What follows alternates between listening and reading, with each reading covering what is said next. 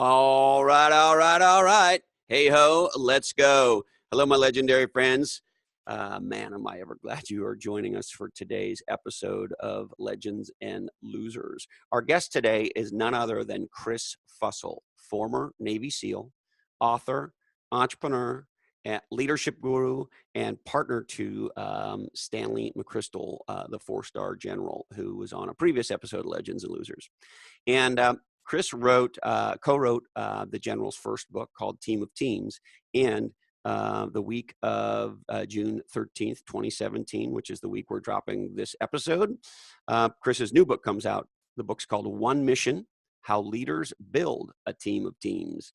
And it's gotten some great preliminary reviews, and it's going to be, I predict it's going to be a very bigly, big new book and bestseller. As you know, if you're anywhere near a regular listener to Legends and Losers, we kind of hold our entrepreneurs and our military service people in a very special place, because we believe that entrepreneurs build our country and world, and our military, our fire service, and our law enforcement protect our country and our world. And Chris Fussell is both an entrepreneur as well as a Navy SEAL. So, and we had an incredible dialogue about a lot of those things: leadership, how you take lessons from the battlefield and bring them to the boardroom, so to speak. We unpack some of the key things in One Mission, his new book, and we chase a couple of zebras down some rabbit holes as usual. And so I think you're going to love it. So let me tell you about Chris. Chris Fussell is a partner at the McChrystal Group, and he's the co-author of Team of Teams, which was a New York Times bestseller. And I think his new book, One Mission, will be the same. He was commissioned as a naval officer in 1997, and he spent, get your head around this, 15 years as a U.S. Navy SEAL operating in missions around the world. He served with General Stanley McChrystal during McChrystal's final year commanding a joint special operations task force to fight al-Qaeda around the world. Since leaving active duty in 2012, Chris has also served as a senior fellow for national security at New America, and he sits on the board of the Navy SEAL Foundation and is a life member of the Council on Foreign Relations, and he teaches at Yale University's Jackson Institute. Chris Fussell has been in Inc. magazine, Forbes, Entrepreneur, and the Washington Post, just to name a few, and right now he's on Legends and Losers. So when did you know you wanted to be a Navy SEAL? It's funny. I grew up in a family with a lot of military service, but we weren't a military family. My grandfather was in World War II, was a physician. He was on a glider that landed in Normandy during the initial crossing. My father was in the Green Berets, also a physician back in Vietnam, never actually deployed to Vietnam. Did a lot of the jungle medical training down in Panama for several years. I had an uncle that was in the SEAL teams in Vietnam, but none of them did full careers, 5, 6, 7 years, and then got out. So we were raised in an environment where, service mattered. We understood the parts of the military that I was exposed to was, this World War II grandfather, pretty amazing stuff. And then a SEAL and Green Beret. So in my mind, that was sort of what the military was all about. And then I was the youngest of 4 kids, 3 brothers. All the boys grew up wrestling at a pretty intense level. So I was always really attracted to small teams, intense environments, those sorts of things. And then, honestly, like being a SEAL is like saying you want to be a firefighter or be an astronaut. It's just some lofty sort of thing as a kid. It's kind of like when you're a kid. Is it sort of like wanting to be Batman? I mean, that's sort of where I would equate it. Yeah, in a way. I mean, I guess I probably thought about it as a kid coming up, but it's one of those things that, for right or wrong, you don't, unless you're really self-aware as a young kid, you don't think, oh, that's and I will absolutely do that. I certainly wasn't like that. Somewhere in midway through college, I started to realize, hey, this is attainable. I can do this. And then I had an older brother. We'd come up wrestling together, went to school together. He graduated, went to the Navy, went into the SEAL teams as well. And so for me, that was sort of the self-awareness moment. I said, okay, well, this is attainable. We've talked about it for a long time. My brother just made it through the training. I'm gonna give it a shot. How much older is your brother? He's just about 3 years older. Okay. And so He went through the training about 2 years ahead of me, and then we served together for many years. He retired after 20 years just a few years ago. Now, of course, we're incredibly curious about your journey and have a bunch of things we'd love to chat with you about. But you mentioned your granddad.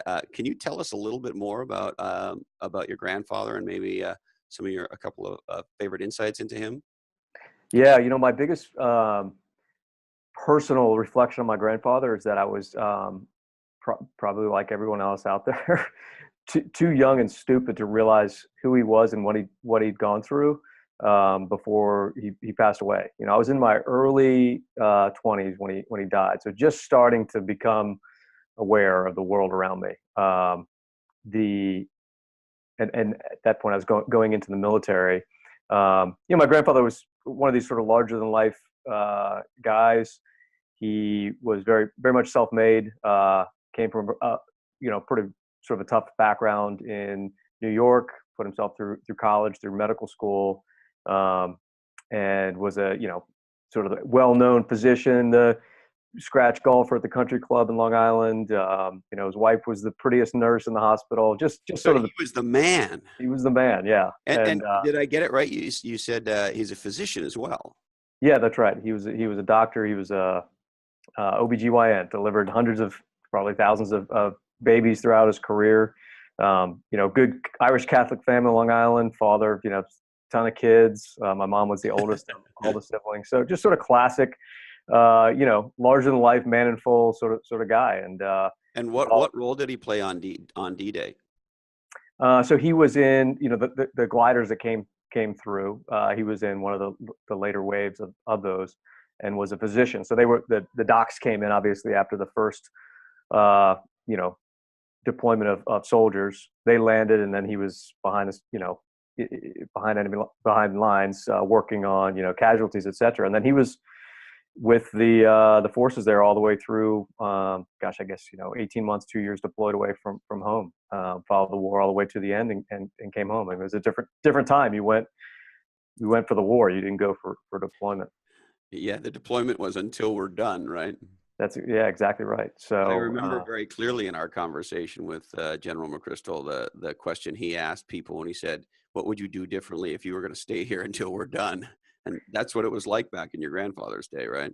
No, that's exactly right. And some my mom recently found a whole stack of letters that he had sent to our grandmother while his time away. He deployed. He had two kids, came back, had several more after he got back from the war. But just sort of a classic story of deploy to the front line, and we hope you make it back. And the most amazing story that I remember from my grandfather's impact on our family, when my older brother, we'd all grown up wrestling, obviously, so all sorts of sports injuries, etc.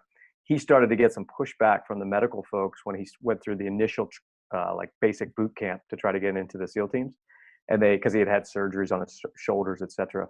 So they sent him to see this doctor who was sort of a retired guy that did some work with the Navy, and they just started talking, etc. And this guy had been in World War II, and had been on a glider, and my brother told this doctor the story about my grandfather, and a specific story that our grandfather told us, that when he was on a glider, somebody had gotten shot through the floor, and he knew the guy, and he patched him up, and the guy ended up living, and then he didn't know he lived until weeks later, etc.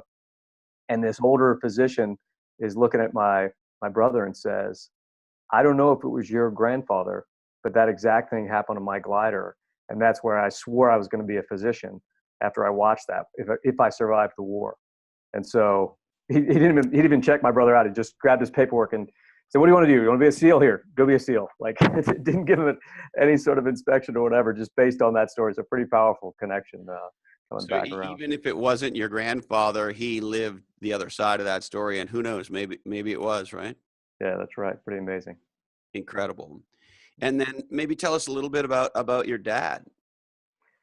Yeah, so my dad was a physician as well. I came from both grandfathers and my dad were a physician. My sister's a physician. My mom and all my grandmothers were nurses. So big medical family. Is it something in the water at the Fussell house? Well, apparently didn't pass on. I started pre-med, got a C minus in freshman biology, and then became a philosophy major. So So there was a little misfire on you. Is that what that's you're right. saying? That's Is right. that the loser part of you being a legend? Yeah, I think it is. Yeah, but it definitely skipped a generation. But yeah, my father was same thing. Grew up in a on Long Island. Went to Georgetown here in D.C., where my wife and I live now. And when he was post medical school when Vietnam started, and actually approached the service and said, "Look, I want to go in and serve." He already had two kids at that point. I was the youngest of four, So and I hate to interrupt you, but at a time when the country is protesting and people are objecting to the draft and leaving the country and going to my home country, Canada, to escape the draft, did I just hear you say your dad raised his hand, even though he mhm. was on his path to be a doctor, clearly on a path to a great career. He raised his hand and said, "I want to go." Yeah, that's right. And why did he do that, Chris? I don't think he asked my mom. I think, we were all sort of wired the same. I think he wanted to serve a higher purpose. He wanted to be part of a team. His one caveat to the Army was, and when he went and met with him, he said, "Look, I'm assuming you're probably going to draft me, but if you let me come in right now under my terms, I'll sign up today. I want to go into the Green Berets. So if you can give me guarantee that I get to go into the Special Forces, then I'm yours right now." And so they said yes, and that started his. And then he was in for about 4 or 5 years. He was actually a on the day his unit was deploying to Vietnam. He left the house, said goodbye to the kids. They got to their headquarters. They had changed the orders for his unit because they had to stand up their jungle training facility down in Panama.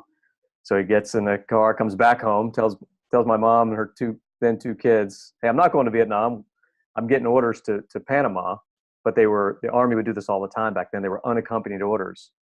And so he said, "I'm going to move you down there, but you can't live on base." So my mom is this, young, innocent, girl from Long Island who got married when she's 20 years old. And now she has two kids. She's living on the local economy in 1968 in outside the base in Panama, as my dad's running around having a good time, jumping out of airplanes and training in the jungle. So pretty funny. So maybe paint a picture for us of what your early experience is like. I mean, there's many stories and books that have been written just about the test to get into the SEALs. So maybe just walk us through from the very beginning. What was some of those first experiences like? Yeah, it's pretty funny. Actually, I think a lot of the stuff you see in movies and reading books, I mean, it's pretty accurate. I mean, those are people that have been through it. They recount their experiences. It's one of those things that it's harder than you would expect in many ways, but it's also more approachable than you might think. That might sound a little odd, but you train and train and train. I was an athlete, etc. Most people have a pretty good background if they're going to get into that sort of thing. So you get to sort of peak condition, but then you get out there, and you would never in your wildest training personally treat yourself the way that you get treated going through training. So you would never be that miserable. It's just pointless, right? So that part is always harder. You're like, this is just as an athlete when to stop, when you're suffering injuries. It's time to rest. It's time for a meal, etc. They don't care about any of that. I'm going to just hammer you, and I know it's bad for you, and I'm going to break you, and you're going to hurt your knees. I don't really care. Like, And the fact that you're hungry or wet, we could give a shit about. yeah, that's right. And don't tell me about it. So you have to get over that sort of mental aspect and say, yeah, this is just a test. They are weeding people out. And that's a totally different approach. I mean, I'd come up for years in wrestling, and even my hardest coaches, they didn't want to weed people out. They wanted to optimize you for the season, right? So Now, that's a different mindset for sure. if I could just interrupt you there, Colin and I are huge martial arts fans and UFC fans, and we had Bruce Buffer on Legends and Losers a while ago. That was a real thrill, and I train a little bit of martial arts, and so I know a little bit about it. And generally in the martial arts world, if I'm not wrong, Chris, wrestlers are pretty much considered to be the toughest fighting athlete. Is that where you developed your physical toughness? Yeah, I mean, I love the MMA as well. To my wife's chagrin, I think it's the best sport out there. And I want to circle back and get your prediction on the McGregor Mayweather fight. All right, we're going to talk. We're going to talk fights for sure, Chris. If you're allowed to put the odds out, that's going to be classic. We have lots of digressions here. We can chase any rabbit hole or zebra Yeah, or yeah. martial artist anywhere we want. No, I mean, it's a great transition from wrestling over to MMA. I think the guys that are at I do not have the physique or the wrestling style that would have helped me out in MMA. I mean, we do a lot of ground fighting and stuff in the military, so I always really enjoyed that. But I'm naturally I'm not a fast twitch muscle guy, so I could never throw a fast enough punch to get in the ring with anybody like that. Couldn't touch them. But guys that As a can wrestler, you spend a lot of time swimming, don't you? yeah. It's a I'm natural, kidding with you, right? it's a It's like, natural segue, right? Yeah. So Uh, you'll help us with that. But the wrestling gives you an incredible athletic base, though, right? yeah, and wrestlers do pretty well in the SEAL training as well. I think mostly based on one of the beauties of wrestling is similar to MMA. You've got to cut weight while you're training, right? So you have to be mentally disciplined enough to be just miserable because you're hungry all the time and training really hard.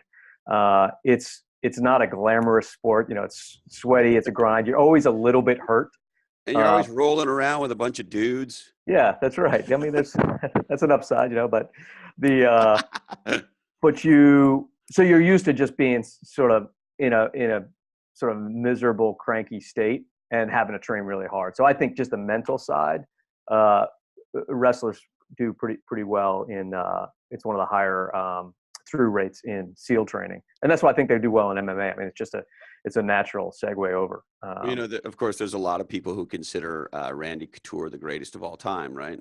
Yeah, yeah. And of course, right now, Daniel Cormier, who's the 205 champion, is a Olympic wrestler, and Yeah. so and many many others. And it's interesting watching Cormier's latest fights. Have you seen them by chance? I haven't. I haven't. You might enjoy it. He just beat this guy named Anthony Rumble Johnson for the second time. And to your point on striking versus wrestling, a lot of people thought Rumble was maybe the most dangerous striker in the UFC. And Rumble would just go to throw a left or anything. But as soon as he committed to that punch, Cormier would just go underneath him, hmm pick him up, and he's a monster of a guy, bigger than DC. Pick him up and slam him and just grind him into the ground until he couldn't Yeah. do it anymore. And the fact that this guy was a great striker didn't, because they had no defense against the takedown.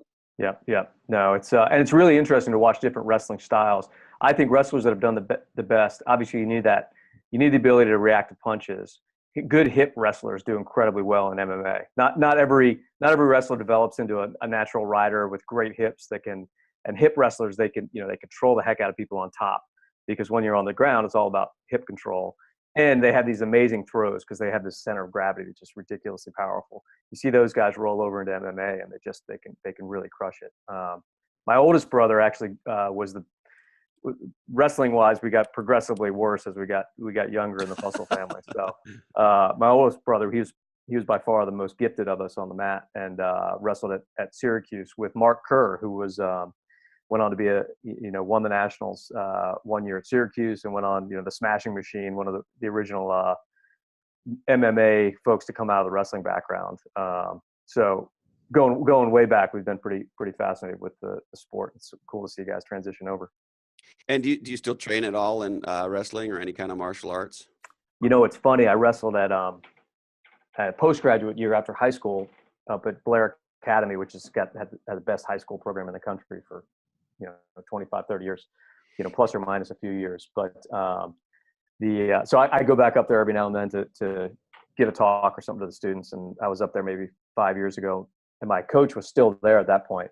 Been coaching there for 30 years. And he Wow. looked at me and said, "Hey, did you bring your stuff? You want to get on the mat and work out?" I'm looking at these 17-year-old kids that would just rip my arms off. I'm like, "No, are you crazy? I'm 40 years old. Like, I don't need that." But no, Although, did you hear? Do you know who Tim Kennedy is by chance, Chris? yeah, I do. Yeah, and did you see how he's a UFC fighter who just re-enlisted in the special forces? Is he a sniper? Is that what do you know? That's a good question. I don't know. I hadn't seen that happen. I knew him from the fighting world. I didn't know he went back in. Oh yeah, no, I just Googled it quickly. On April 17th, 2017, there's a story on the Blaze. I had heard it on I think on Chael Sonnen's podcast, actually. Former UFC fighter will reenlist in Army Special Forces, and he's a Green Interesting. Beret. He's decided he wants to go and deal with bad guys again. That guy's an animal. Yeah, and I think he's 38. Yeah, yeah.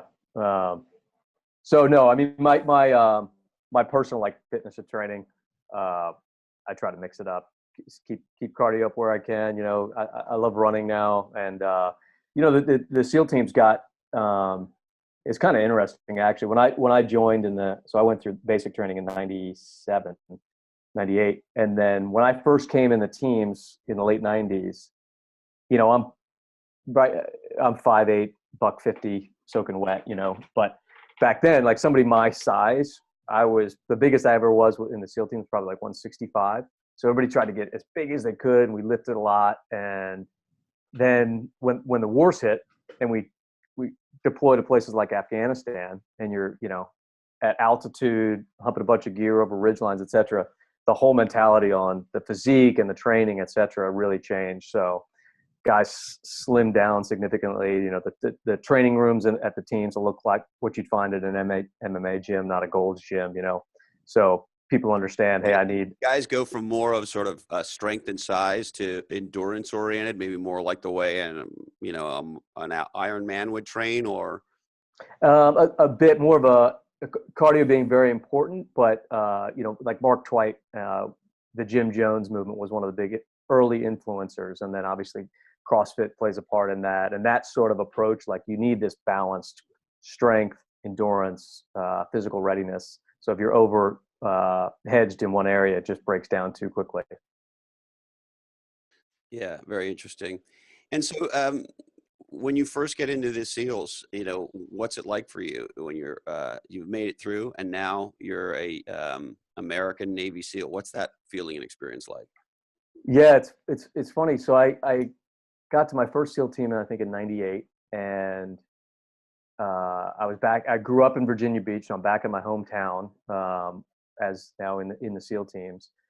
It was a lesser known community then, obviously, and so there wasn't this. You know, I don't think we felt like the presence on the national stage that the guys feel now, and so there wasn't the pressure that came with that either. What it felt like then was, hey, I made it through this really intense training.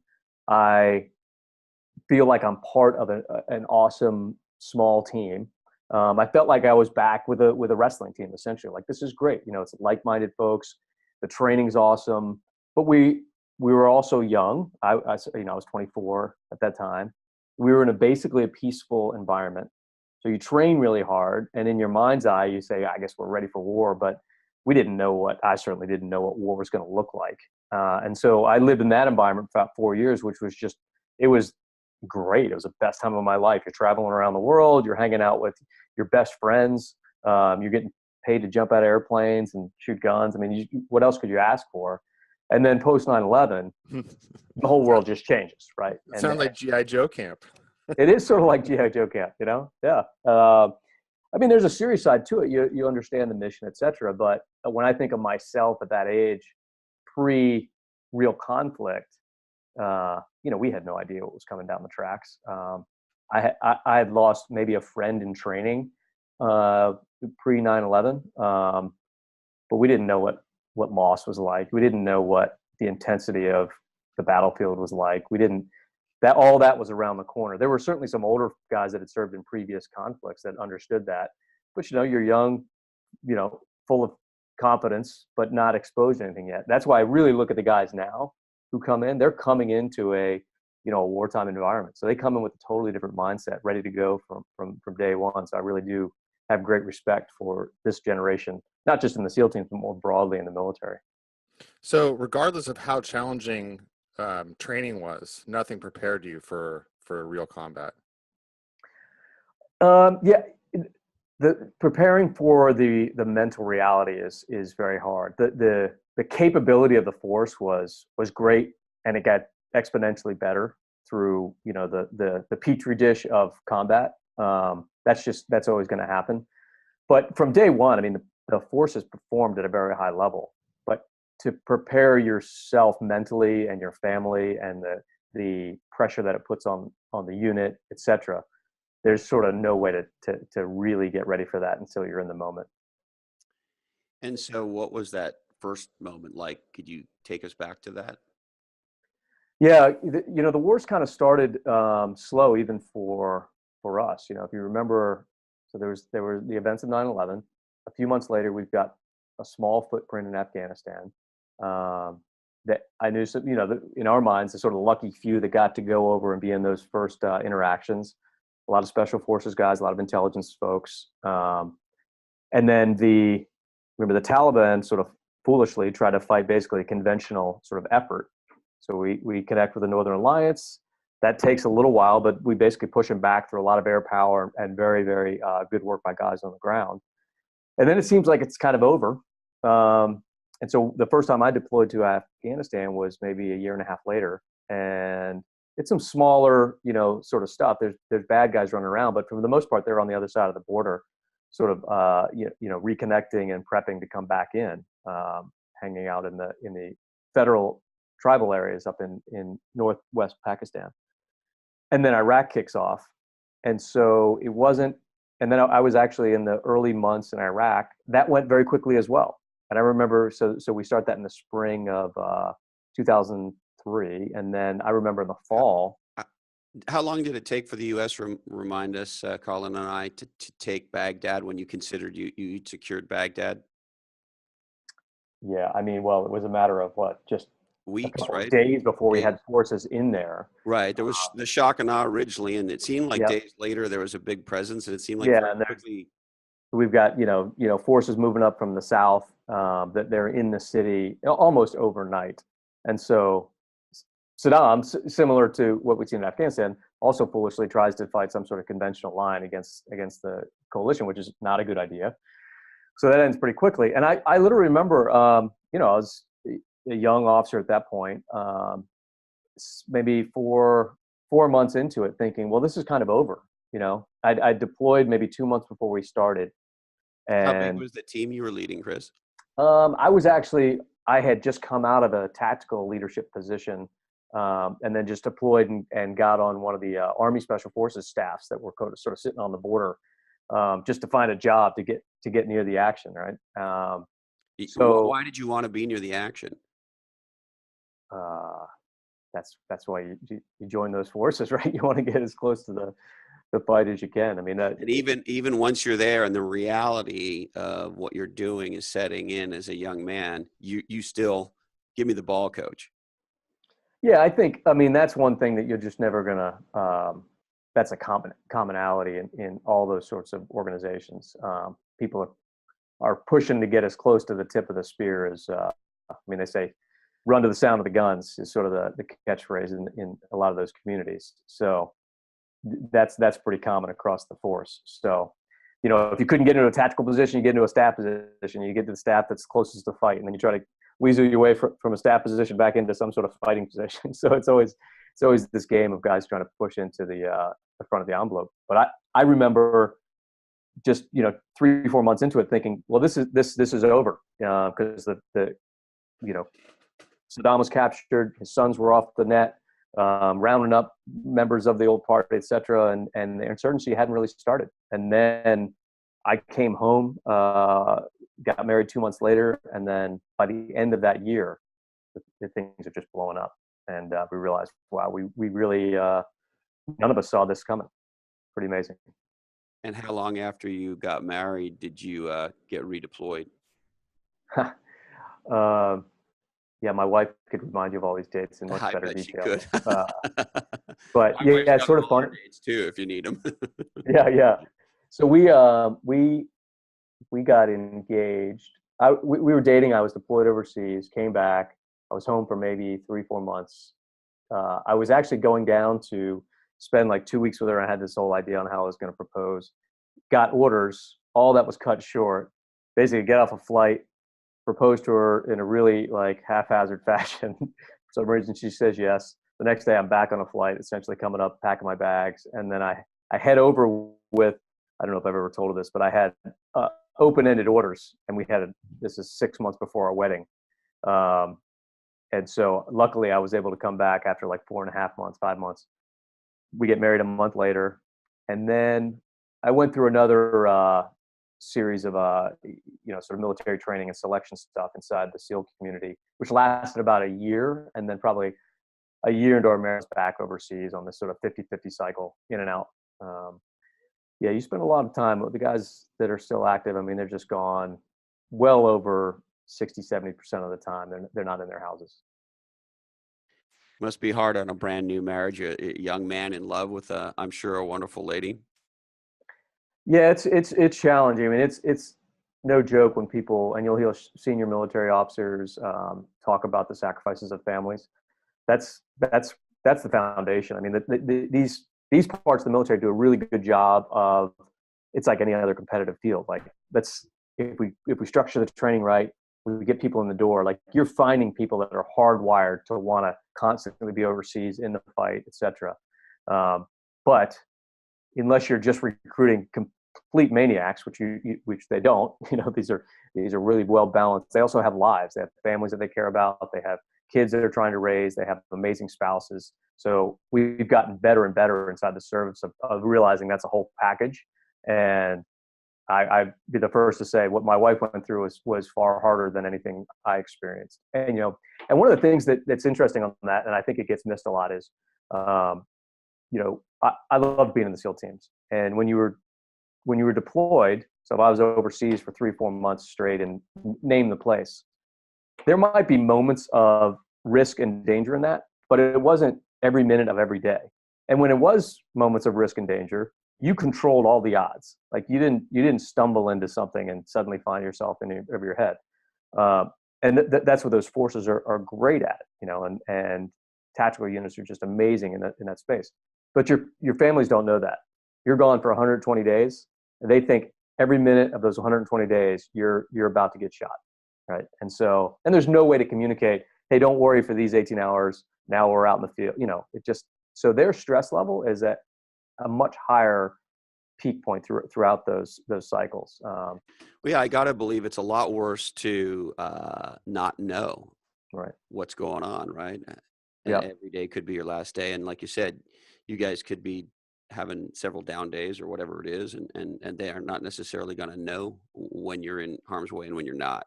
Yep. And that's why the support between different families at home was so critical. Units getting more attuned to that. But then even when you could communicate from overseas, and this isn't unusual to our community, you can't really talk about what's going on. So you have to be very thoughtful about how you maintain a relationship. Relationships are based on common experience. We went to dinner together. We saw our friends. When you're not doing any of that, any relationship can survive 3 months of that or months of that. But when you do it 60-70% of the time any given year, and you do that for years on end, it's a wholly different approach to how you balance a relationship. So yeah, the women that put up with it are just amazing, and the husbands with wives that are in the military as well. But it's a pretty tough challenge for them. Yeah. And what do you think the secret to it is? Very well. You really do. I mean, it's a special type of personality that is willing to, put a relationship first and foremost. What's your wife's name, Chris? Holly. Holly. Yeah. Yeah. And Just how many years have you guys been together now? Gosh, that's a great question. Sorry, maybe that was probably a very bro to bro question to ask. Yeah. We were married in August of 2003, so whatever that math is coming up on. Yeah. We're close to 15 here, which is it's great. I mean, we had a really intense first 10 years. I was in the service the entire first part of our relationship, and since I've gotten out, like, it's been a wholly different way of developing a relationship. It's been great. But yeah, she was 23 when we got married. She didn't know the first thing about the military. She's from, coastal Georgia, and just went for it. And sort of learns, okay, this is what it means to be married to somebody like this, but has the character to say, this is our life, and we're gonna figure out a way to make it work. But it's a really selfless position for a spouse to be in. It says a lot about the foundation of your relationship. Yeah, and it's I wish I could say I was a mastermind of it, but it's much much more my wife than me. But that it is ultimately, when you see any spouse with their husband or wife forward in that way, they're picking up such a lion's share of the task, and then you throw kids in the mix, and it gets even more complex. So I'll spend the next several years trying to pay it back. Can you tell us maybe a little bit about your kids? Yeah. So 2 kids. Thorpe is our son. He is 6, and Lanier, our daughter, is 8. She'll be 9 here soon. Yeah, great kids. They were both born when I was still in the service. My daughter's just old enough to maybe remember the first 1 or 2 deployments, but not really a significant memory for her. Although I started to feel it when I'd come home, that she would sort of look at me like, who is this guy, and why is he in the house, that sort of thing, which was, for me, was a big, powerful part of my decision to move on from the service. When General McChrystal was with us, Colin and I both remarked at how very early in our discussion he talked about A, how much he loved being a grandfather, and then B, some of the feelings he had about being a father and being deployed as a father and so forth. It was a very heartfelt thing, I thought, for him to bring up. And it sounds like that's just a very interesting thing. And so, was it a choice that you made to get out early? Was that a big driver? Yeah, I got out at a unique spot. I was at 15 years. And you're just around the corner from a 20-year retirement. And yeah, certainly my family and kids were a key part of that. My wife was, like I said, great. She would have just kept her head down and kept going if that's what we decided to do. But I felt pretty strongly like I have great respect for the families that can continue to do it, but I just knew one of my weaknesses. I have a pretty addictive personality, whether it's training or job or whatever the case may be, and I could see the horizon. It was like I'm addicted to this lifestyle in some ways, and that's going to come at a great cost that my kids are going to pay for. And I had this sort of fear of, and I know people that have gone on to be very senior officers and kept a much better balance, and I feel like I was necessarily capable of that in that environment. And I had this vision of my daughter leaving for college when I was finally retiring, and sort of looking at me like, I don't really know you. And that's when I'm ready to start a relationship. And you're not going to do that with a 16, 18-year-old kid. So I felt like, if I want to do this right by my kids, now's the time. There's a really powerful thing you're saying there too, because I think, of course, neither Colin or I have any military experience, but from an executive point of view, or even just from a life point of view, I think a lot of the most successful people are self-actualized in that they know themselves. And so I find it interesting that you said that, you were 5 years away. In the overall scheme of things, 5 years doesn't feel like a ton of time. But at the same time, you said you knew yourself, and you also took stock of where your family was. And so it's interesting to see, where did that self-knowledge come from? Yeah, no, I think it's one of the most critical parts of any leader's journey, right? Is trying to, and I'm not saying I have it mastered, but you constantly have to be questioning who you are as an individual if you want to try to lead others. A lot of it came through trial and error. I don't know if Stan mentioned this, but we teach a class together up on leadership up at Yale, and it's a class about oneself. I mean, it's couched as a class on leadership case studies, which is critical to it. But ultimately, anytime you're reading about another leader or trying to look at something and learn from it, you should be reflecting on what of me is in that. What of me is in that leader? What of me is in his or her strengths and weaknesses? Because all the great leaders that we put on pedestals, they all had a very dark side, and we all have that, right? And so those that can control it and not let it drive their decisions in a negative way, that build teams around them that can shore up those weaknesses, those are the ones that ultimately come out the most successful. Now, in the history books, we want to just say it was because that person is just amazing and they're that much better than all of us, and that's why they were able to win the war or turn the company around, etc. But you know as well as I do, when you tease it out, it's they were self-aware, they built the right team, they have their dark moments that history likes not to remember. So we're all pretty complex creatures, right? And luckily, that's one thing that I knew about myself early on. And actually, it wasn't the 5-year journey that I was worried about. It was I had a recognition that if I do 5 years, I'll do another 15. So I just knew, like, if I stay to 20, I'm going to stay as long as they'll keep. Just because I knew where the opportunities would go, and I didn't want to. It just wasn't the right choice for us. So, Chris, speaking of history, I'm curious what 9/11 was like for you.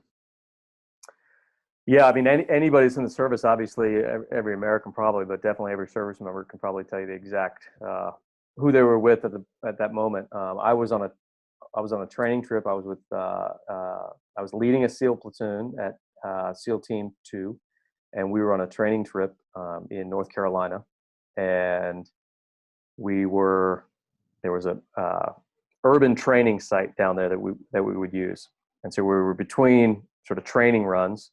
We were back in this hangar, reloading, getting ready for the next run, debriefing the last exercise, and somebody came running in with a TV and plugged it in and said, "Hey, there's something on the news." And so when the picture came up, the first tower had already been hit, and then we literally watched as the second one was struck. And so we're on a Marine base in North Carolina, so everything goes into lockdown. We call back to our headquarters, and like I said, most of us are pretty young, hadn't been through that sort of experience before. We didn't know what was going to happen. Our assumption was, well, the balloon's going to go up and we're going to get deployed right away, but war is much more complex than that, right? So what eventually happened was the teams came back together. We started getting briefs. We realized it wasn't going to affect. We were going to deploy in a few months anyway. So we weren't part of the forces that got reshuffled. So we went through our deployment cycle there. And then eventually, they start pushing more and more forces into Afghanistan and then eventually in Iraq. But,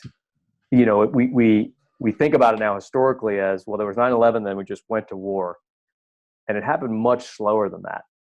I wasn't from September 11th, 2001, I didn't set foot in either combat zone for another 2 years or so. And then it just became constant as the forces ramped up and up. But my one distinct memory of 9/11 was you knew, okay, I don't know what this looks like, but the world just changed. My life is not going to be the same from here moving forward. Everybody definitely had that sense. And there's a realness and a power to that, to realize, okay, you signed up because you want to be part of a cool team and this has been great. Something different's going to come down the pipe here in the next couple of years. And, if I think back to the folks that were on that training trip with me that day, some of my closest friends, guys have gone on to have amazing careers, guys we buried, guys that have lost family as a result of the stress of the war. So all of our lives would have been much different had those events not happened that day. Some better, some worse, but we knew there was nothing, no going back from that moment. And most of us don't go to work every day knowing that something, we could lose our lives or our colleagues could lose our lives, and that to some degree our behavior and our actions make a big difference as to whether or not our colleagues live or die.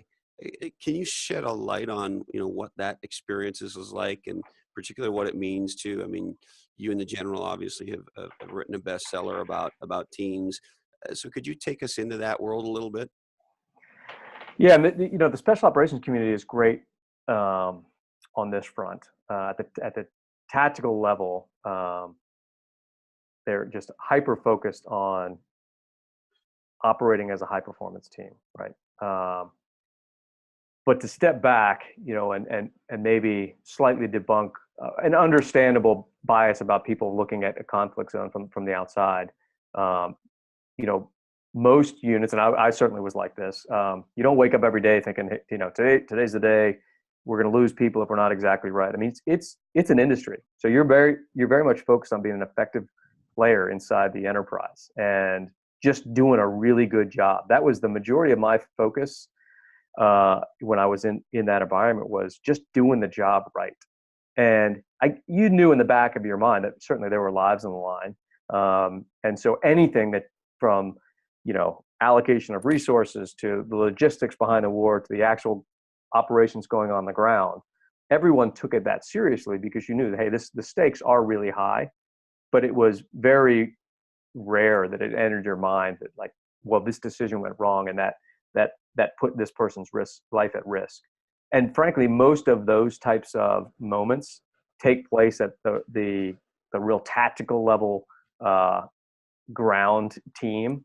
And inside the SEAL teams, we're very fortunate, and this is true in other special operations community, with having just incredibly seasoned senior enlisted folks who are just masters of the battlefield when it comes to that level. So even when there are times when you knew that was a reality, it was generally those very seasoned ground force operators that were handling that sort of pressure. But it does raise the bar. I mean, everybody has to get in a mindset that, hey, these stakes matter. What I felt as an officer in that community was not necessarily the stakes of each individual's risk in that environment, but the stake of, we're at war, right? This really matters. And what we were fortunate to have great leaders like McChrystal and several other senior folks that changed the conversation for us and said, and it sort of goes back to the thoughts on what was it like on 9/11, where you're thinking, well, we're going to go to war and we're just going to win, right? And then eventually we realized, hey, this isn't going well, and we had senior leaders that were willing to say, hey, we got to change the way we look at this, and you've got to take this seriously. Let's just talk about that for a second, if we could unpack some of that, because you've both spoken and written about this, as well as, of course, the general and together.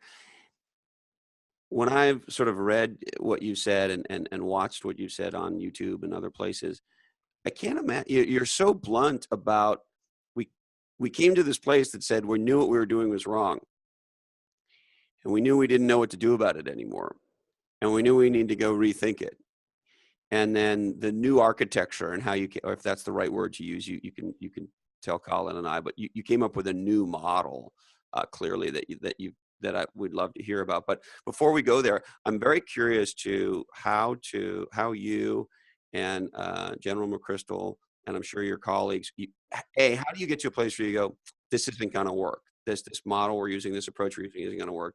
And then B, in an organization like the military at such a high level where you were, I mean, I got to believe it takes a ton of balls to walk in and say to executive senior leadership, and ultimately the leadership of our country, the way we're doing this is wrong, and we got to come up with a new strategy. So could you share with us some of that? Yeah, I can give you my perspective on it. So I was at the ground level for the first part post 9/11, and then sort of the operations level for the bulk of my career, where I really saw this exposed. And then I got out of 15 years, so I was never a strategic level leader, but I was able to spend 1 year with working directly with Stan on the senior staff as his an aide de camp. It's a military position. So sort of like a chief of staff type thing. Yeah, I mean, they're similar to what you see in the corporate environment. So you get to see everything, but you're not really accountable for much aside from making sure that everything's working for the boss, right? So that was a really eye-opening experience for me. And I remember having I was in that job for a year to the day.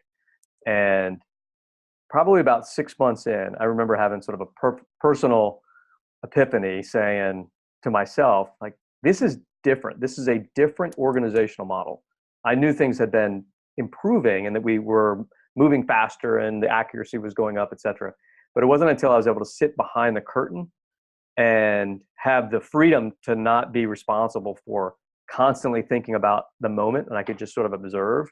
And when you watch the way that the senior leadership had connected so many different elements around the world, literally in headquarters in every time zone you could think of, and different agency partners and coalition partners, all sharing information around this incredibly complex, constantly changing problem, and doing so with laser accuracy. Suddenly we could bring to bear the power of this big traditional special operations force on fast moving targets that are crossing borders and moving all over the world. I didn't know how to describe it then, but I realized this is different. No one's ever run a global enterprise the way this is happening. And so that's when I got really obsessed with that idea, went on and did some work in graduate school around it. And then obviously we worked on the book together. But I'm more convinced now than ever that this is the challenge of the next 20 years, figuring that out. So let me see if I can synthesize it, because I've tried to understand some of your work, both in how you thought about it back then and how you think about it today with the McChrystal Group. But is it fair to say that there was more of a command and control structure in place?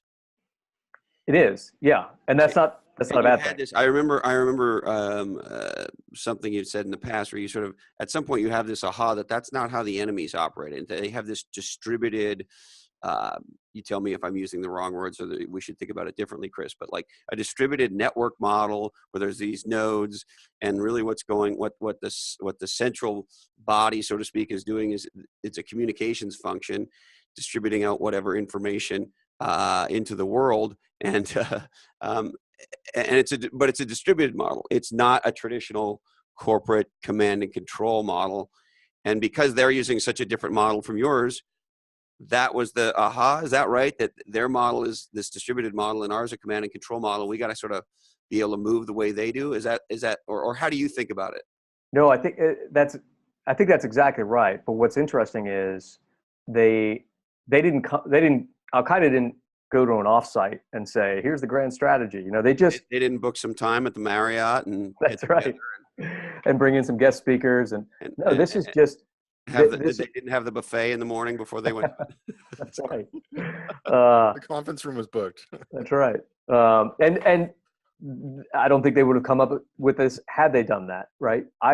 What happened was, and the reason I think there's a much bigger argument here is we collectively, all of us around the world, in any space, underestimated the magnitude of the change that was going to come with the information age.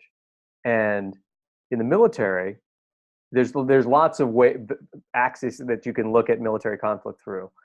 A very significant one, and I would argue we just learned how significant over the last 10 years, is communication flow. So how quickly, because you're trying to centralize a plan, how quickly can I get that information to the people that are going to do it, right? So as far back as the Roman legions, there were good militaries have had very structured ways of passing information over space through your trusted couriers, the way that you would code your language. So if it was taken by the enemy, they would know exactly what you're up to. So it was all built around how fast can I get guidance from here out to the edge. And then when you mass forces, you have bugles and semaphore and runners, and then the telegraph comes along and it changes that time, speed, distance gap. And then you get into World War II and you can lay line across the oceans, and that becomes a nation state approach, right? This may be a stupid question, but how much do we still use Morse code? That is a good question. I don't know it personally. I probably should. Oh, you don't. So it's not something that it's not like the backup. I always wondered if it was sort of plan C or D if all else fails. Bing, ding, ding, ding, ding, ding, ding. No, it's great. It's great in movies, but I don't know a thing about it. I could probably tap out. Are you sure you're legit? This sounds suspect to me. That's right. That should be your test on any Navy SEAL. I guarantee I'll get an email from somebody. It's like, dude, I know Morse code. Come on. So anyway, but it's all around that. How fast can I move information? And so historically, if you were going to build an insurgency, they're also based on the same thing, right? If the three of us decide we're going to overthrow a country, which there are pockets of people all over the place trying to overthrow every country in the world. We have to build out an organization over time by sharing this idea of saying why we're a better alternative to the government that's currently in place. So that's what we thought was happening in Iraq was, look, you've got this massed force that's growing. So Al-Qaeda must be building out this sort of traditional structure. So that's what we were looking for. And this is the royal we, sort of everybody's in this mindset. And then you realize in hindsight, wow, they're just picking up, smartphones and using YouTube and email accounts to connect everybody around an idea. So they're just injecting a story into this growing insurgency and just letting the action take care of itself. Right. So are you saying that if we can figure out the right way for the right ISIS member to accept our friend request on Facebook, we can begin to snoop on them, and that's the way we do things today? They'll let you in for sure, right? But it's interesting. So you see this play out everywhere, right? We discovered this. The military discovered this because 9/11 was like a time machine, right? It forced the U.S. to take this big traditional system and put it into this problem.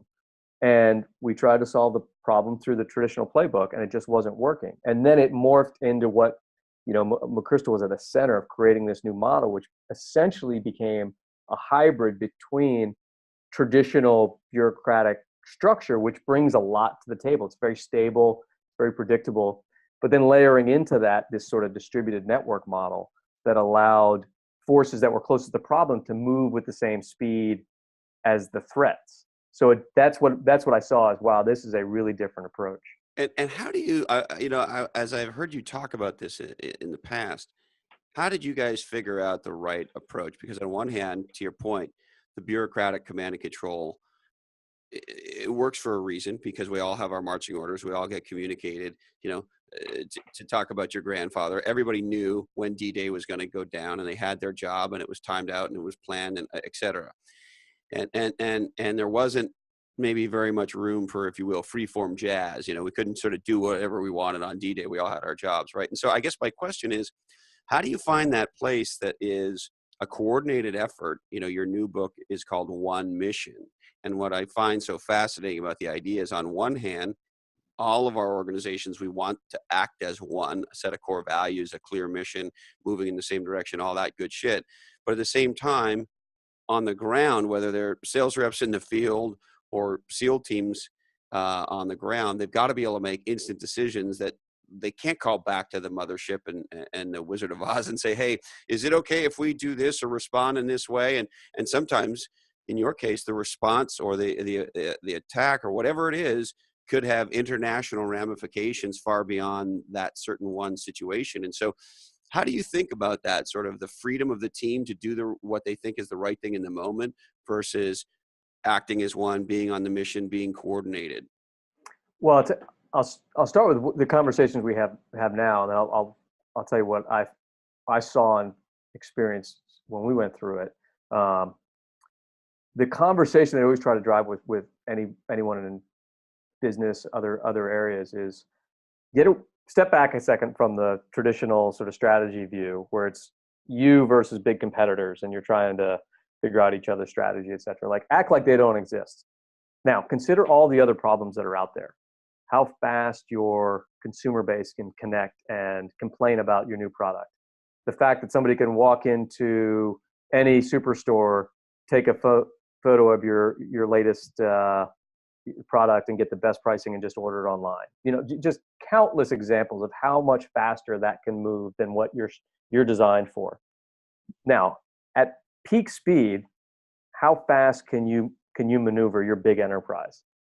The delta between your optimal performance, which we all know is not sustainable, and how fast these new network problems can move, that's what you have to solve for, right? So what's that gap? Hold on, let's just I hate to interrupt you, but let's just slow down. The gap between. Right, so the gap between how fast you can move at peak performance. Yep. In your traditional approach, and how fast, when you're honest with yourself, how fast these problems on the ground can change. There's probably a big delta in there. So that's what you have. You think in more cases than not, the speed with which the opportunity or threat is moving is faster than the speed with which, in this case, a company can move. That's right. Yeah. And so that's through trial and error, I think that's where our senior leadership started having this conversation, which said, hey, we are pushing this enterprise in Iraq, Afghanistan, around the world as fast as we possibly can. Like, we can't pull any more levers. We're still finding that the insurgencies are growing at an order of magnitude faster than we're able to get ahead of them. So how often are we able, if we want to operate like a truly decentralized, small team feel, that only happens when everybody knows everything that needs to be known in the moment, right? That's how a sports team works. That's how a SEAL platoon works. But we're not doing that at the enterprise level, right? So how fast is Al-Qaeda changing? And the honest answer was, it changes every single day. Every 24 hours, it's a new thing because there is no central strategy. It's just a big idea set. Okay, so then we saw them. And we don't even know who's on the team. It's not like if you go back to your grandfather's days, well, the enemy soldiers wore uniforms. We knew who they were, right? That's right. Their team changes every day, right? And in many cases, they didn't know who was on the team. And that who was on the team was much less relevant to what actions are happening in support of our reason for existing, which is at peak conflict in Iraq. The big reason was just create chaos. So anybody that's creating chaos is on our team, and I'll get them anything I can to help them create chaos. That was sort of their approach, and was working really well. So that's where you've probably heard us talk about the communication structures that were put into place of synchronizing this global enterprise every 24 hours. Started with this idea, I think, at the senior leadership level to say, we don't communicate well enough. We're not talking fast enough to truly decentralize down and let those teams, like you described, see something on the ground, make a decision, and move to the next thing without checking in with us. So this grew over time, but by the time I was working on McChrystal senior staff, we lived in 24-hour cycles, 7 days a week, year round. And the first 90 minutes of every day was a global sync with 5, 6, 7,000 people on the net for an hour and a half. And then you would decentralize for the rest of the day. So you went through these centralized, create awareness, just like it's the three of us talking in a small room. And then everybody go do your thing, and then let's get back together. Right. So is it almost like a football team coming in and out of a huddle? Yeah, it's funny. In one mission, I used the exact analogy of the creation of the no huddle offense by going way back to the Auburn Tigers at the turn of the century. This idea of finding a new approach to centralizing control when you need it, but then pushing it out onto the field when you're comfortable doing that, and you can control the game in a different way if you're taking that approach, because you're changing the defense, and in our case, the enemy's view of that sort of time, space, distance calculation that they're constantly making. Once you're allowing teams to really be in the mix in that no huddle sort of approach, then it puts them on their heels in a way that they weren't previously. So you sort of got to out sneaky them because they're fighting with unconventional weapons, so to speak, or unconventional approaches. Yeah, and the one thing they have to their great advantage is, if you have the rule book that you have to follow, the rule book takes time. I don't know how they would have articulated it, probably not in great depth, but they knew this force has to adhere to some sort of guidelines, right? So they can only do so many things before they have to check in with their headquarters. We can always move faster than that because we have local knowledge, we have insurgents. We don't have a headquarters that's going to yell at us. So no matter how fast we could move, you're never going to get ahead of that, right? Because they'll avoid you and find the cracks. And it wasn't until our senior leadership said, okay, we're gonna give you enough insight information on a regular enough cadence, and in those windows, you own it. We're pushing it down to the ground, and you got to move against the problem. So this may seem like an obvious or silly thing to say. Then the secret to success in wartime is our ability to communicate rapidly. I would say beyond communicate, what we call the ability to create shared consciousness. That was the big idea we're trying to present. So what's the distinction that you would draw between communication and shared consciousness? That's cool. Well, anyone can, and we're all hardwired to do this. If you've grown up in bureaucracies, you can call the weekly meeting, you can call your, quarterly town hall, whatever the case may be. And you're communicating. Here's what's going on. Here's how I'm seeing the problem. Let's get the update from Smith on the Jones report, whatever the case. And everybody feels like, okay, we're communicating. But are you really creating a deep understanding of the problem set, right? And so in the military, you can create as many meetings as you want if you're a 3-star general, right? You, And you people, can in most companies too. Oh. that's true. That's true. And so what shifted the way that McChrystal approached this inside of our community was we're going to talk for an hour and a half every day, but it's not going to be an update. It's going to be a conversation about how we're seeing the problem. And we're going to create, just like if we were a SEAL platoon or a Ranger platoon or a 5-person basketball team, we're going to create this idea of shared consciousness. Like everyone has the same understanding, as close as we can get to what the problem looks like right now. And that's, the reason you can throw a blind pass on a basketball game is because everybody reads it the same exact way. Isn't it always incredible? I mean, not to interrupt you, but it's playoff season here, and Colin and I live in the San Francisco area, and I mean, watching Steph Curry, by way of example, do those things, it's that blind stuff, and even when they pass the ball behind their own backs and all that crazy stuff, right? It's as if they've slowed everything down, and they know what's going to happen before anyone else, and of course they do, and boom. Nope, that's exactly right. And you see that in any high performance small team. You see it in a SEAL platoon. You see it in an operating room. You see it in startups. People just know this. They know each other. They have high levels of trust and awareness around different personalities, and they're reading the data the same way. So I just know you don't need to be in the meeting. You would tell me, close that deal. So I close the deal. But when we're 30,000 person enterprise and you're 3 layers up, I don't know you anymore. So I'm going to check back in and make sure that I've got approvals, right? That's what we had to get over. And so to your point, communicate more about the right stuff is where it started. It then evolved into, we have a really substantive conversation every single day with each other around the world, which is not traditional behavior for the military. And that was what then got us into the sense of truly decentralized teams that were comfortable taking risks and constantly pushing the envelope. So let me ask you this question. We had a dialogue a while ago on Legends and Losers with a mentor of mine named Bix Bixon. And Bix describes himself as a future hacker. He helps companies kind of figure out where they want to go in the future and how they get there. And one of the things he says is we have to figure out, first of all, that we all make a living talking and communicating. And then the second big thing that Bix says is that he distinguishes 2 kinds of conversations. What he calls the foreground conversation and the background conversation. And the foreground conversation is typically the one that happens in the meeting where everybody's paying attention and they've got their game face on. He says, and the background meeting is the one that happens in the coffee shop or the bar or the ladies' room or the men's room where we say what we really feel.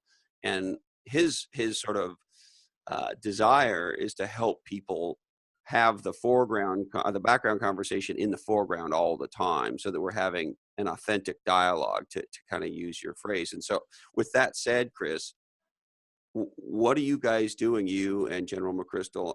He told me to call him Stan. I just have a real hard time calling him Stan.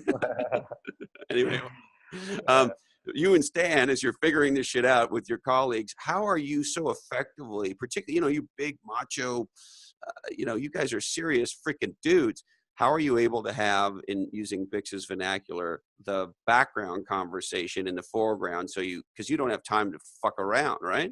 Mm-hmm. So how do you have an authentic dialogue like that on a regular basis? Yeah, no, it's easy to imagine that gets into sort of touchy-feely space, like we have to respect each other and listen to each other's words. And, there's all sorts of softer language out there to describe that. And there's aspects of that are absolutely true. But this was not... Is there whole hand-holding and singing of Kumbaya and that kind of shit? You can come at the same idea from a very... if you just sat through this with us years ago with the whole force, it wasn't everybody saying, "You're doing great, man. I love you. Keep it up." It was intense, obviously, right? But it was still the background conversation. To your point, I really like that, being pulled into the foreground, because you didn't have time to screw around.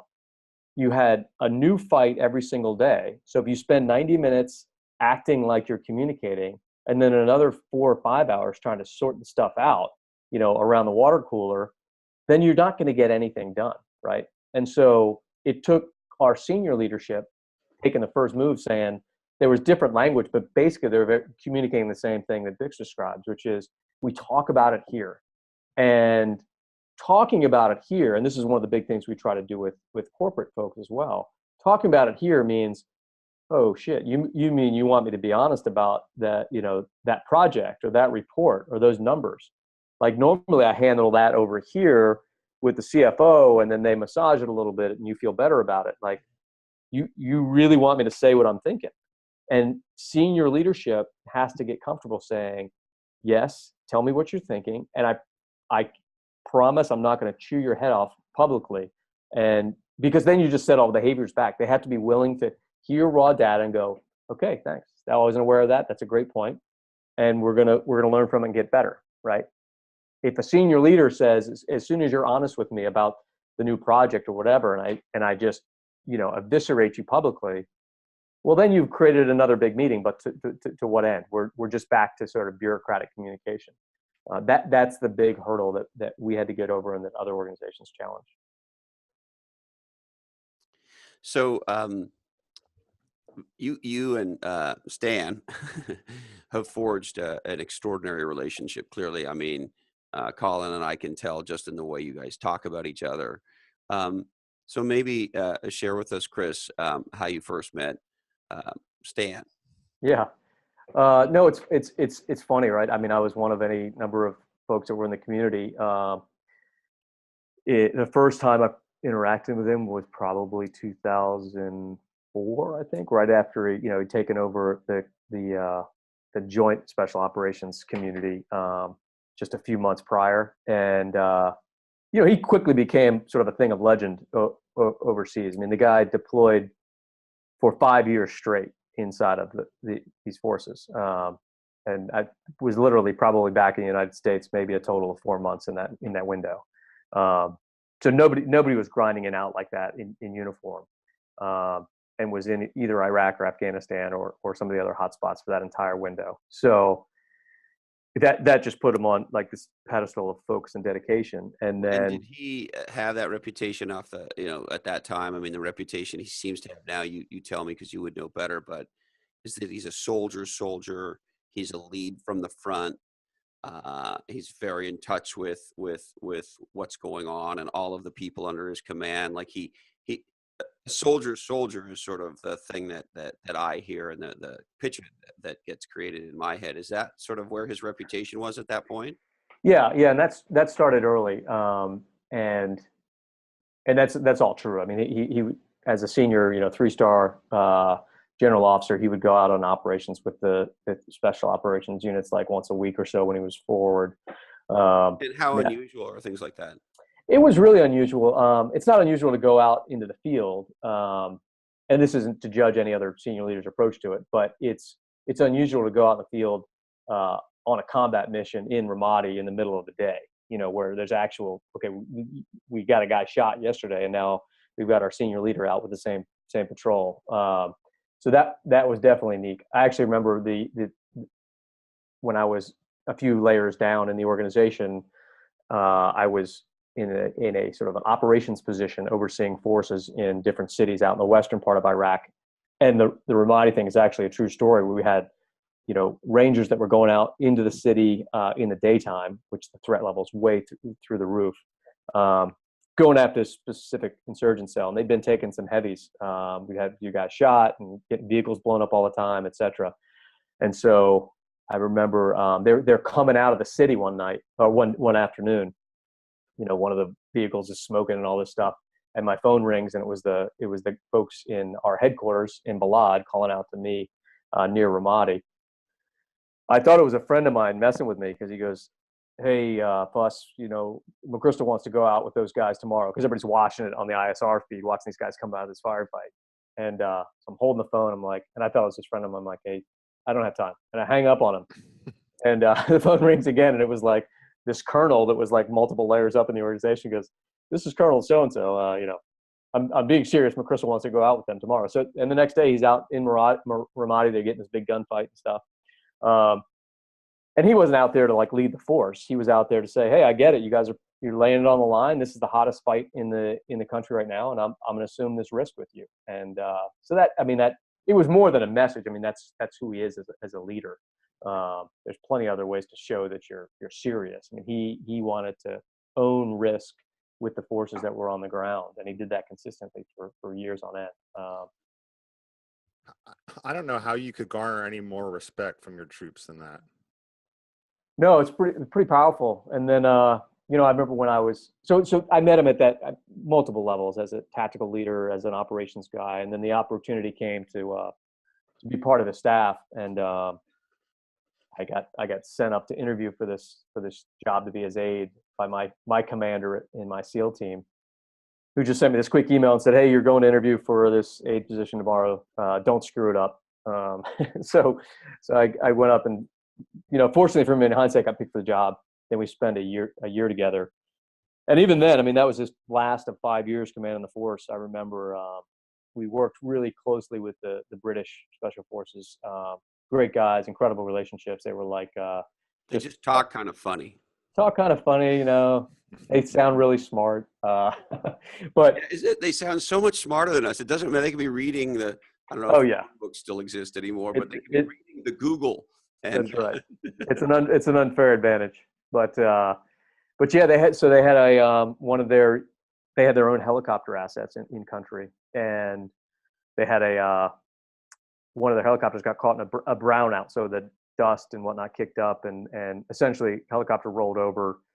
They lost several operators, and they grounded their helicopter assets for 48 hours to do a full safety review and make sure that pilots were up to speed. And I remember McChrystal walking into my little office off the side and saying, "Hey, as soon as they're up in the air, I want to be on the first flight that they make. I don't care where it's going." And didn't tell anybody, didn't make a big deal about it. And I just talked to the pilots. They were going to insert some guys on a, you know, pretty low threat mission the next night.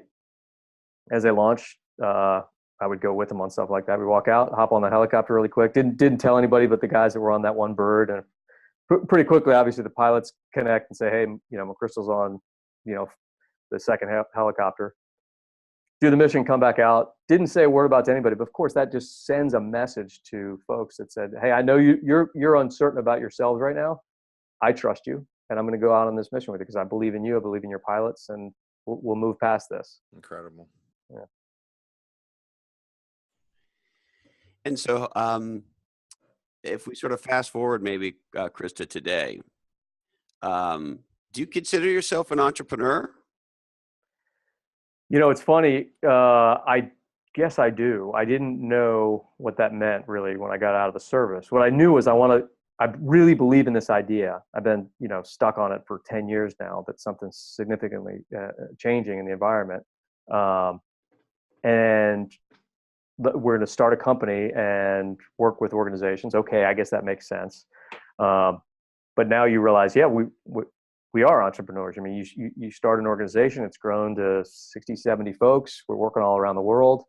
But I think the only advice I give to guys that get out, and you know, a lot of folks in the special operations community do have that entrepreneurial spirit. Like, I'm going to get out and start my thing, you know, in whatever space. The only advice I give to them is if you can't sleep without thinking about this idea, then do it.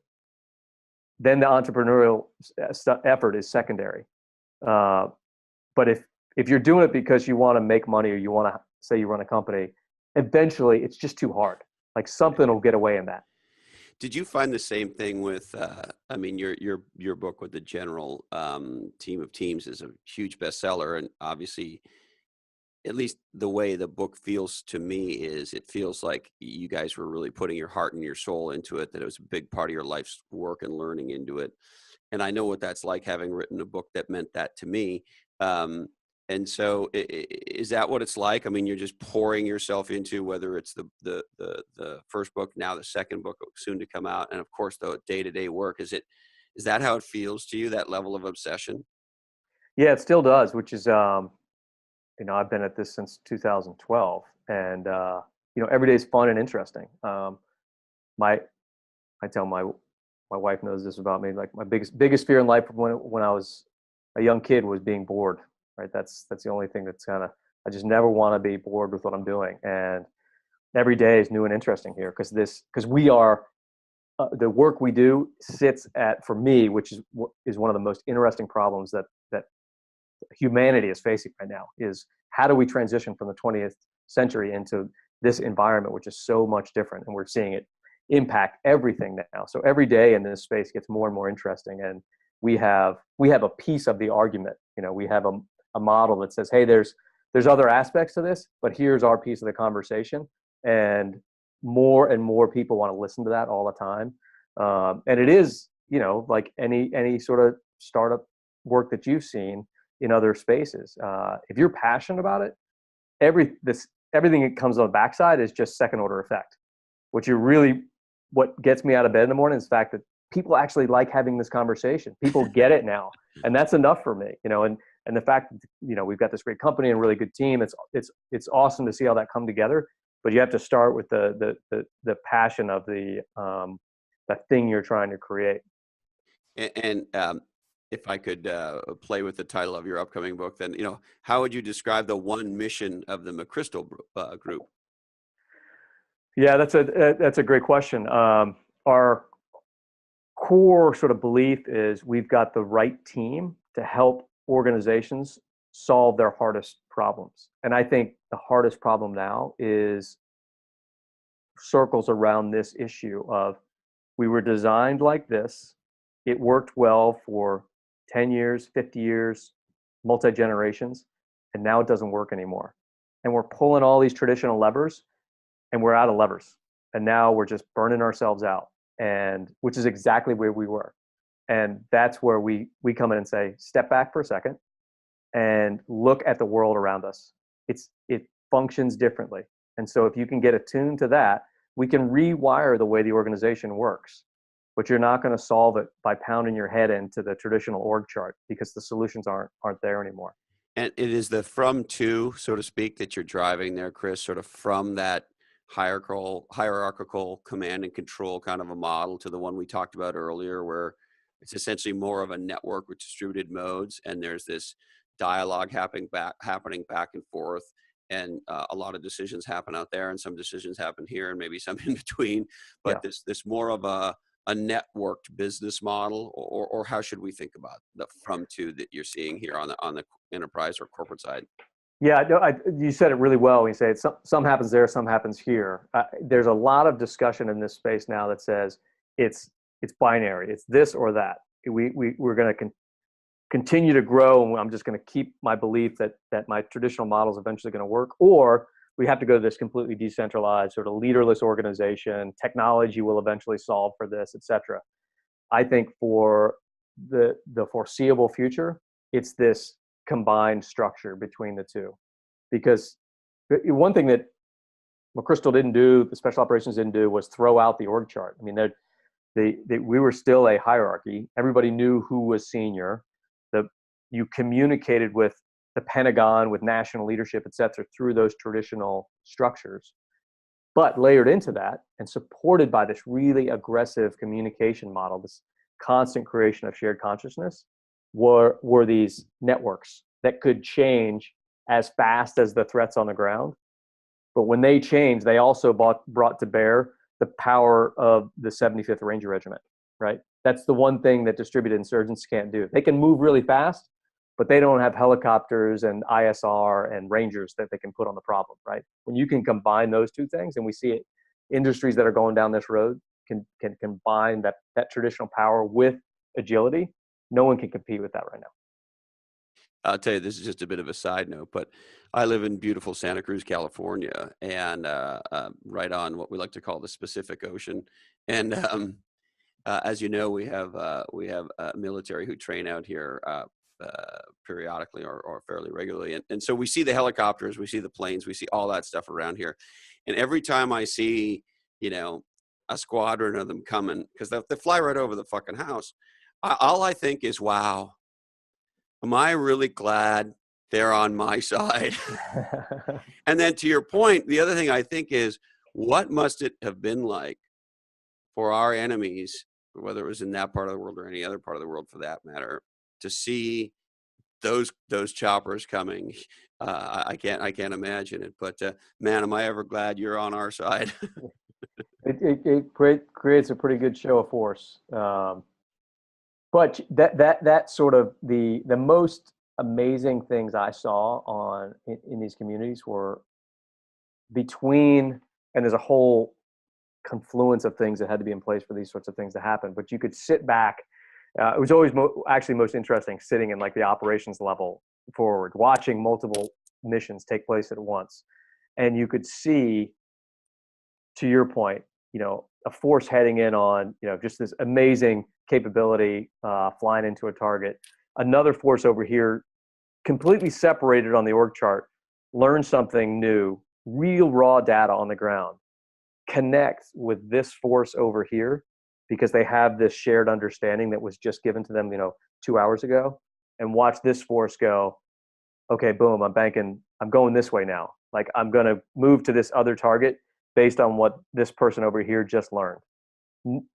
No one can compete with that. If you're able to connect that level of strength with cross boundary relationships. But if you think about what that means, like, so you've got some, Rangers on the ground over here and some Navy SEALs on a helicopter over here, for them to say, I've just learned something, you should rethink what you're about to do. The levels of trust, the levels of understanding, the levels of belief you have to have that you understand my problem as well as I do. That takes time and effort, and senior leaders that constantly create that possibility for the organization. Once you combine it all, it's that, to my point, that's why I just became obsessed with it once I was able to see that on the staff and say, wow, this is just a different type of enterprise. I've never seen anything like it. So in terms of your communication tools, you mentioned something called ISR. Is that right? Yeah, And sorry. what is that? It's unmanned vehicles. So predators, drones, those sorts of things. Okay. It's actually an inaccurate acronym. It stands for intelligence, surveillance, and reconnaissance, but it just sort of bucketed in when people would refer to, drone aircraft. They would just, we collectively called it ISR. And so is sort of data aggregation, real-time data aggregation. I mean, to Colin's point, there's data coming in from drones. There's, to your point, just now, Chris, there's Ranger teams on the ground, there's SEAL teams in the air getting ready to do something. And so, like you see, whether a lot of these sort of TV shows today, you see all this cool technological stuff with our guys pulling all this stuff together and making last minute decisions and changes to get the bad guy. And so is that the reality we've now moved to, where you're aggregating this data and being able to put it together to react quickly and ultimately produce the outcome? Yeah, it is. And this is where I think, technology is going to continue to play an amazing role here. I mean, this was, how fast things are changing, obviously. This was 2004, 2005, so, which is a lifetime ago in that space. There was not the technological capability that supported all this was, PowerPoint and, a lot of bandwidth to send video teleconference around the world. Now our ability to really aggregate big data and all this is going to wholly change the way that organizations can do this. What was created inside of our model was basically a distributed human network that could act as those filters, right? And so one of the questions you'll often get is, well, how does this not lead to information overload? Because if everybody's connected all the time, like there's too much. In actuality, it plays itself out the other way, where which is much like a small team operates. If the three of us are just in constant communication in a startup, I know what you need to know, and I know what you know, and you don't bother me with things that I don't. That's just how they work, right? To do that at scale is very difficult, right? So, but the traditional model in a military structure would say, go out in the field, find intelligence, and push it up. Well, in World War I or II, that there were big, huge chunks of intelligence, right? Now there's thousands of new pieces of data on the ground in any given sector on any given day. So if the only thing you afford, folks that are at the front edge is the traditional model, then they just put it all into the report and it gets sent up and nobody can make sense of it. Once all those parties were connected and in constant disciplined conversation, then you could say, yeah, here's 1,000 new things I've learned, but here's the 3 that everybody needs to know. So you could filter out all the junk very quickly. So it really actually focused in the conversation in a way that before wouldn't have been possible. So it really filters it out as you go, the more people you pull into the network, which is often counterintuitive, but it's pretty amazing to watch. It's almost like there's intelligence built in this case, intelligence built into the intelligence, right? If we know each other, we know what our roles are, and we have any knowledge of each other's strengths and weaknesses or areas of focus or however you want to think about it, then you're right. We trust each other to make decisions for each other about what we need to know and when, right? Is that essentially what we're hearing, Chris? No, that's exactly right. And I mean, that's what it felt like and what happened at the ground level, like real coordination, sports team, like knowing strengths and weakness of teams spread across the battlefield, so to speak. But then as you moved up, the types of information that were being exchanged got, moved more and more towards the strategic level. And so really good, but in today's conflict, everything's integrated at once, right? So there's no phased military conflict anymore. And so really good experienced ground level leaders could operate at all those levels at once, and they could pick up new data on the battlefield, come back into the broader conversation with the enterprise and say, oh, and by the way, here's a thing that we learned from a local warlord that probably ties to the conversation that you're having with President Karzai next week. This is what they're seeing on the ground, right? And so that level of understanding was just new and unique to the organization for sure. Chris, there's an article that you wrote in Fortune magazine called "This is the worst way to motivate your employees."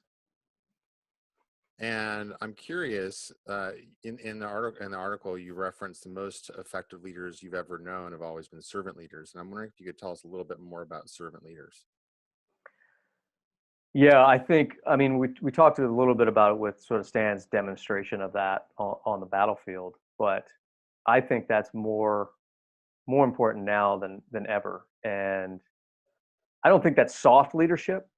I think you can be very disciplined and focused and intense as a servant leader, but in today's environment, I do believe the best senior leaders that I've seen, and this trickles down, are the ones that recognize and are willing to admit that no single individual can handle the complexity of today's world. So we are in this as a team or we fail.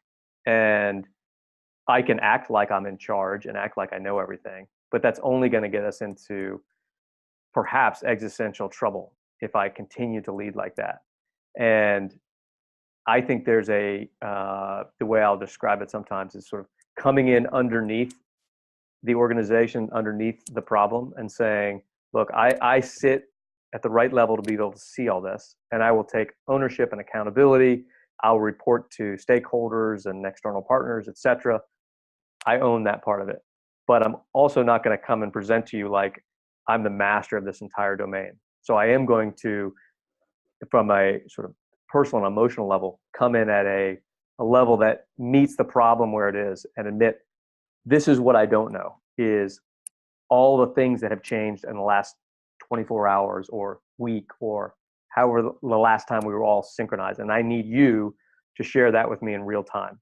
And we'll reconnect ourselves as if we were a small team, and then we'll go out and work again, right? But if leaders come into that environment and try to act like, well, I'm here now, I know everything, report to me, and I will, give you my decisions, and then I'll go back out and live in the C-suite, you're just setting yourself up for failure. You can fake that for a while, but it's a horrible approach. And I think it sits on top of what we've seen today now regularly, but in all different environments, national, in politics, in national security, in business, there are lurking issues underneath that when they catch you off guard, life's going to be different overnight, right? So leaders that are constantly coming in underneath the issue, underneath the organization, saying, hey, I'm going to create the space where we can have honest dialogue, are really driving the right type of conversations today.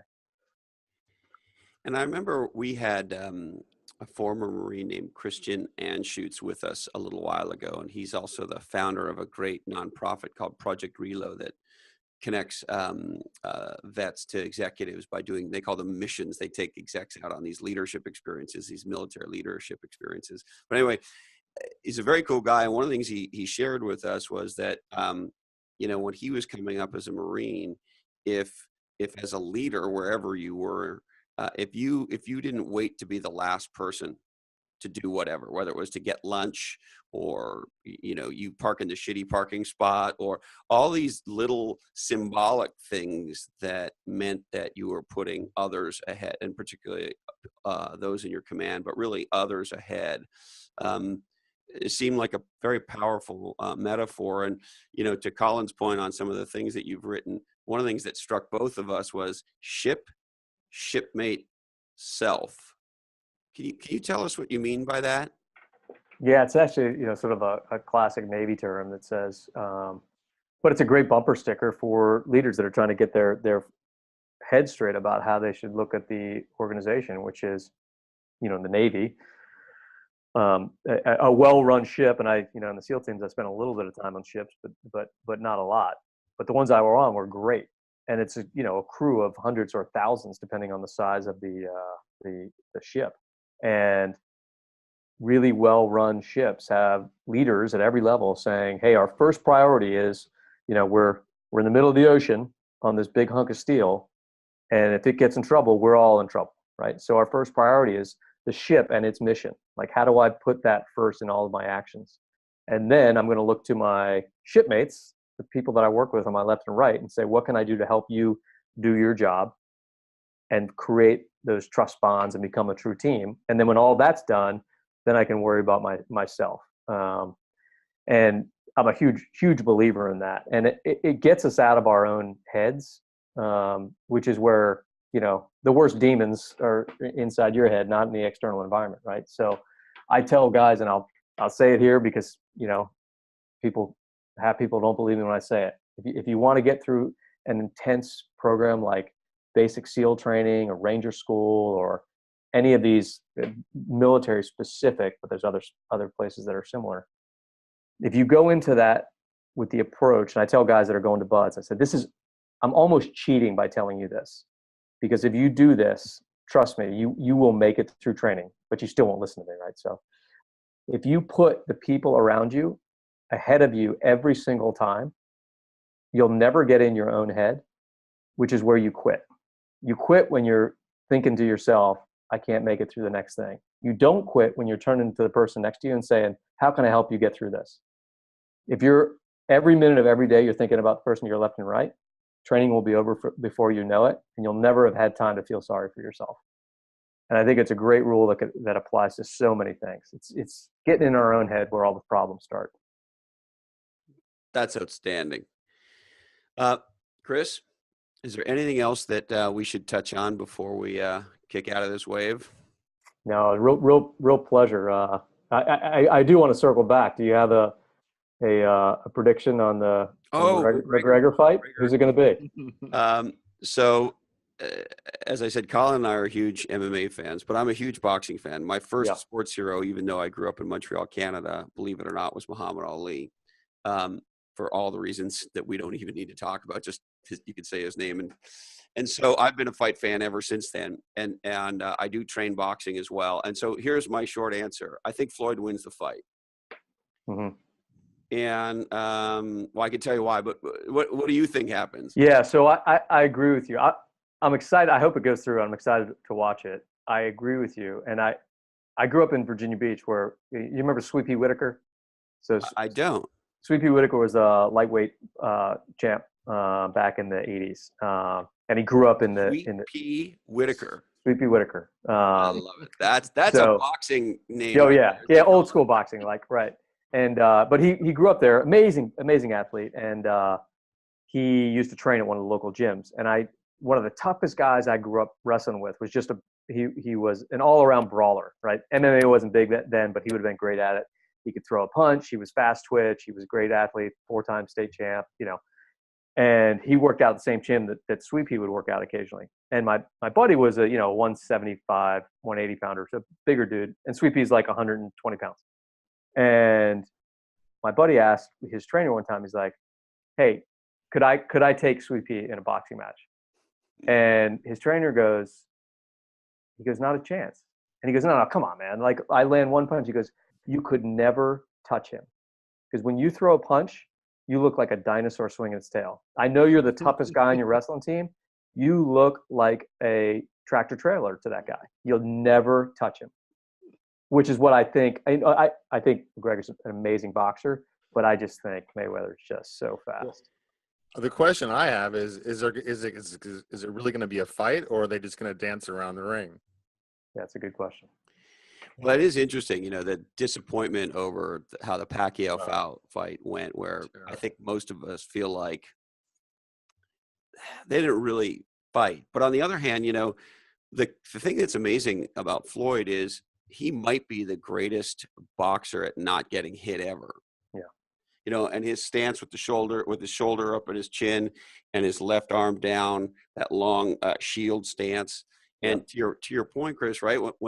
When someone comes in to strike Floyd, his left hand, even though it's down in that shield position, comes up so fast and bop. Yeah. And the other thing, and it's one of the reasons I've been doing a lot of boxing training lately, is I think boxers, you tell me if you disagree as a wrestler, Chris, but boxers are the best in combat sports at movement, timing, and distance. Oh, yeah. I mean, I knew that. I absolutely. I knew some wrestlers that were really good with that. And you could, but you didn't have to be. I was terrible at it. Like, you could hit me all day long. That's horrible in boxing. Yeah, it's bad in boxing. But because wrestling, if you're not good at that, you just close the distance, right? You can just grapple, right? You get in there, and but boxing, you can't do that. And so I just think it's on the margins, but I just think he's that much better at all the right things. The one thing that I think, and I don't think McGregor has much of a chance. And it's interesting. Do you know who Chael Sonnen is, Chris? No. He's an MMA fighter, and he's got a podcast, and he's a very good analyst. He's been on a tirade about this, saying that if LeBron James wanted to play Venus Williams, he'd get crushed by her. That he thinks sort of the all of boxing sort of is at stake here, because if McGregor, who's never had a professional fight, could come in and beat the guy who some say is the best ever. So he's sort of on that thread. But, the interesting thing is McGregor is the bigger man. Mm-hmm. He may very well be the slower man. We'll see, even though Floyd is older. The one chance I give McGregor, well, actually, there's two chances. A, he's an incredibly unpredictable fighter. He moves in incredibly unique and bizarre ways. He's almost animalistic in the way he moves around the octagon. And B, he's got that giant left. Mm-hmm. Right? He's a southpaw. And we know that with those small MMA gloves, if you hit somebody with that left, they're going night-night. Mm-hmm. Now, what we don't know is, when you go to, I assume they're going to fight with 16-ounce gloves. Mm-hmm. So when you go from those small MMA gloves, which are really a very small amount of protection for your hand, not the other guy's face, Mm-hmm. those big boxing gloves, as you well know, it's a lot different. Yeah. And so we'll see. But if McGregor were to tag him with that big left, don't you think he's in trouble? Yeah, and that's why you blow the whistle, right? You never know. And wrestling is the same way. That's why you step on the mat, right? Because I saw plenty of great guys get stuck by guys that they would have beaten 9 times out of 10. If he lands that, I would assume that's a far more powerful punch than anybody in his weight class in the boxing arena, and he's got some size. So, but there's one other thing that I haven't heard anybody talk about. McGregor in MMA is the best trash talker in MMA history. I don't think anybody debates that. And as a result, he gets into guys' heads in a way that almost nobody else ever could. I think the last guy that got into fighters' heads so powerfully was probably Tyson. Mm-hmm. And did you see the McGregor Aldo fight when McGregor won the belt? No. So he had essentially spent a better part of 3 years taunting the champion. And when he finally got the fight, and it had been delayed and all this shit had gone on, like often happens in these super traumatic situations. And the whole time he's just calling him every name you could have possibly imagined. They did this press tour in 5 or 6 cities, and he's grabbing the belt from him and like all these antics. And so they ring the opening bell, and Aldo comes out at rocket speed. He it's pure anger, Chris. He just wants to beat the shit out of him. He makes the first move. McGregor slips the punch. Bop. I think it was 18 seconds. And he was the champion. I mean, it was the fastest knockout in championship history in the UFC. And so the other part no one's really talked about is if McGregor can absolutely make Floyd crazy, he might get him to do something stupid. And he if anybody can make you crazy, it's Conor McGregor. Yeah. That's a good point.